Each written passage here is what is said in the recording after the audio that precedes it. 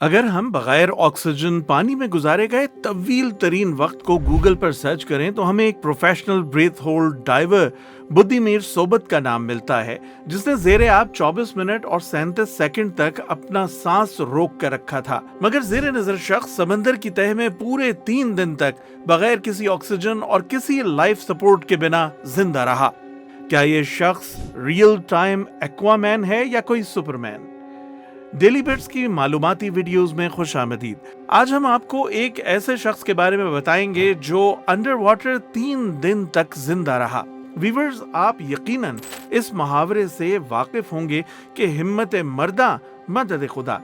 कुछ मुआजिज़े ऐसे होते हैं जो किसी इंसान के बस की बात नहीं, मगर कुछ मिरेकल्स ऐसे भी होते हैं जो बाहिम्मत अफराद अल्लाह की मदद से अंजाम दे जाते हैं।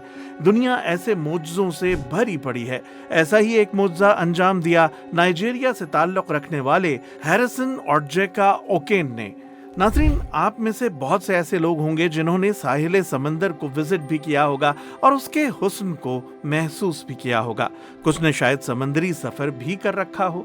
बज़ाहिर पुरसुकून और खामोश नजर आने वाला ये समंदर बहुत भयानक वक्तों का चश्मदीद गवाह भी है और वजह भी। हजम करने पर आए तो समंदर की सतह पर तैरने वाले जहाज हों या समंदर के ऊपर से गुजरने वाले जहाज, समंदर की तह तक पहुंच ही जाते हैं। समंदर की तह तक हादसातन पहुंचने वाला शायद ही कभी रिकवर हुआ हो, मगर हैरिसन वो खुशकिस्मत शख्स है जो न सिर्फ वापस आया बल्कि जिंदा सलामत वापस आया। ये शख्स एक टग बोट पर बावर्ची की जॉब करता है। टग बोट एक ऐसी छोटी बोट होती है जो समंदर में फंस जाने वाले जहाजों को टो करके बाहर निकालने में मदद देती है। 26 मई 2013 को हैरिसन और टग बोट के 12 दीगर क्रू मेंबरान गल्फ ऑफ गिनी में एक ऑयल टैंकर की मदद के लिए रवाना हुए। नाइजीरिया के साहिल से 32 किलोमीटर के फासले पर एक ऑयल टैंकर कम गहरे पानियों में फंसा हुआ था, जिसे मदद करके गहरे पानी की तरफ धकेलना था। ये एक मामूल का काम था और अमले का हर रुकन अपने मामूल के कामों में मगन। ऑयल टैंकर को टो करने के लिए रस्से डाले जा चुके थे। ये सुबह 4:30 बजे का वक्त था। अभी उन्होंने टैंकर को टो करना शुरू ही किया था कि अचानक समंदर में एक गैर मामूली, गैर मुतवक्के और खौफनाक लहर उठी और टग बोट को फ्लिप करके समंदर में पटक डाला। लहर में इतनी शिद्दत थी कि ऑयल टैंकर को टो करने के लिए डाले गए मजबूत रस्सों के हुक भी टूट गए। अब टग बोट ऑयल टैंकर से अलग होकर तेजी से पानी की तह में डूबना शुरू हो गई। पानी तेज रफ्तारी से बोट में आ रहा था और नेचुरली बोट के अमले में हिजान और अफरा तफरी फैली हुई थी। हादसे के वक्त ज्यादातर क्रू मेंबर्स अपने केबिन्स में थे और बदकिस्मती से उनके केबिन्स अंदर से लॉक थे। अमले ने खुद को केबिन्स में भी इसलिए लॉक किया था क्योंकि समंदर के जिस हिस्से में वो लोग मौजूद थे वहां बहरी कज़ाकों के हमले आम सी बात है और यही वजह है कि अमला अपने केबिन्स को लॉक करके बैठा था। अब जब पानी भरना शुरू हुआ तो इन केबिन्स के अंदर तेजी के साथ दाखिल हो गया। हैरिसन की खुशकिस्मती कि वो हादसे से पहले ही केबिन से निकलकर वॉशरूम गया था और जब कश्ती उल्टी उस वक्त हैरिसन सिर्फ अंडरवेयर में वॉशरूम में मौजूद था। जैसे ही बोट से लहर टकराई एक जोरदार झटका लगा और हैरिसन पूरे जोर के साथ वॉशरूम की छत से टकराया। अभी वो समझ ही नहीं सका था कि आखिर हुआ क्या है कि वॉशरूम की खिड़की से पानी अंदर आने लगा। हैरिसन ने किसी न किसी तरह वॉशरूम का दरवाजा खोला और बाहर निकलने में कामयाब हो गया, लेकिन पानी का बहाव हैरिसन को बोट के दूसरे किनारे तक बहा के ले गया।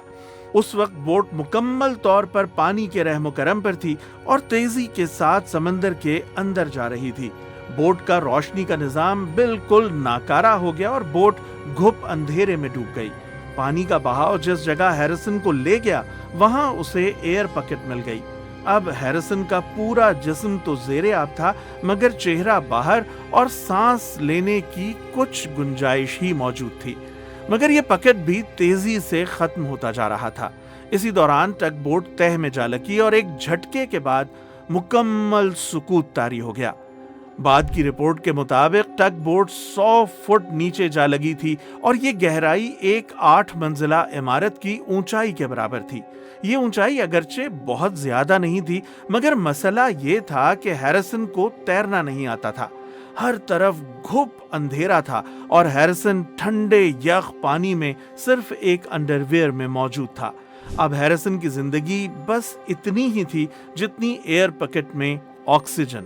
ان تمام ایشوز کو سوچ کر ہیریسن نے ایک دلیرانہ فیصلہ کیا۔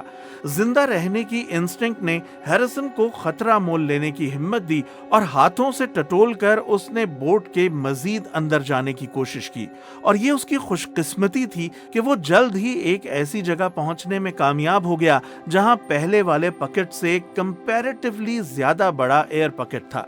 یہ دراصل ٹگ بوٹ کا انجینئرز آفس تھا اور یہاں موجود ایئر پکٹ تقریباً 1.2 میٹر یعنی تقریباً 4 فٹ طویل تھا۔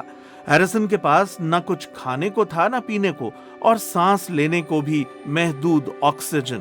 اب ہیریسن کے کرنے کا بس ایک ہی کام بچا تھا، اور وہ تھا اپنی موت کا انتظار۔ اسی وقت ہیریسن نے کچھ آوازیں سنی۔ یہ شارکس کی آوازیں تھیں جو کچھ کھا رہی تھیں۔ اندھیرے کی وجہ سے ہیریسن کو نظر تو کچھ نہیں آیا، مگر اس کو یقین تھا کہ شارکس اس کے ساتھیوں کو کھا رہی تھیں۔ شدید خوف کے عالم میں بھی زندہ رہنے کی خواہش نے ہیریسن کو مجبور کیا اور اس نے ارد گرد ہاتھ مار کر ٹٹولنا شروع کیا۔ اس کے ہاتھ کوک کے کچھ کین لگ گئے جن کو پی کر ہیریسن ڈی ہائیڈریشن کا شکار ہونے سے بچ گیا۔ اس کے علاوہ ایک میٹرس بھی ہاتھ لگا اور ہیریسن کسی نہ کسی طرح اس گدے کی مدد سے اپنا سینہ پانی سے نکالنے میں کامیاب ہو گیا، اور اس طرح ٹھنڈے پانی میں ہائپوتھرمیا یعنی جسم کے درجہ حرارت کی شدید کمی کا شکار ہونے سے بھی بچ گیا۔ اب ایک مسئلہ تھا آکسیجن کا، جو تیزی سے ختم ہوتی جا رہی تھی۔ 1.2 میٹر پر محیط سپیس میں ایک اندازے کے مطابق ایک شخص کے لیے زیادہ سے زیادہ صرف 60 گھنٹوں کی آکسیجن ہوتی ہے۔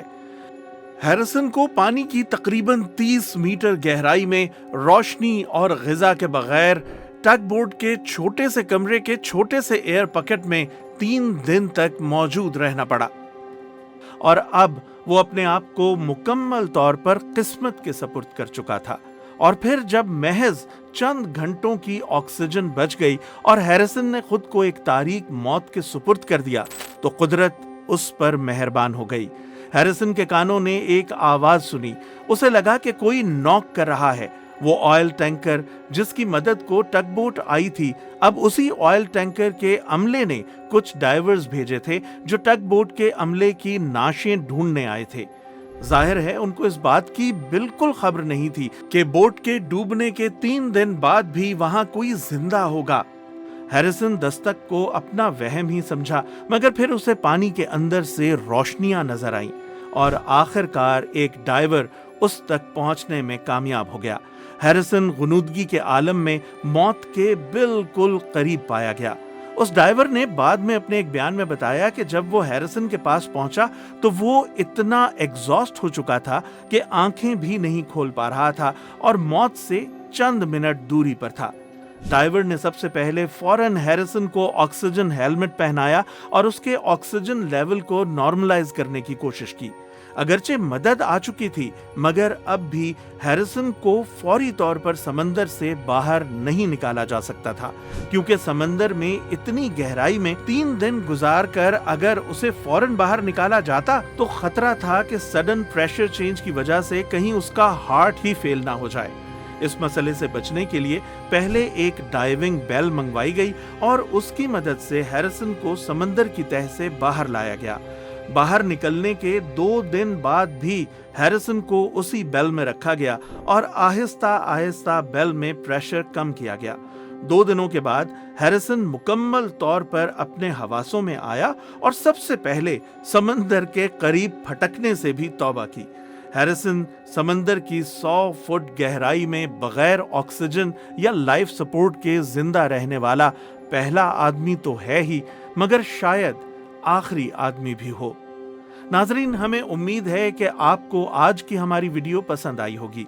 मजीद दिलचस्प और हैरत अंगेज वीडियोस को देखने के लिए हमारा चैनल सब्सक्राइब करके बेल आइकॉन जरूर प्रेस कर दें, ताकि आप मुस्तकबिल में भी ऐसे ही दिलचस्प और हैरान कुन वीडियोस से महजूज होते रहें। अगले वीडियो तक हमें इजाजत दें। अपना ख्याल रखें। फी अमान अल्लाह।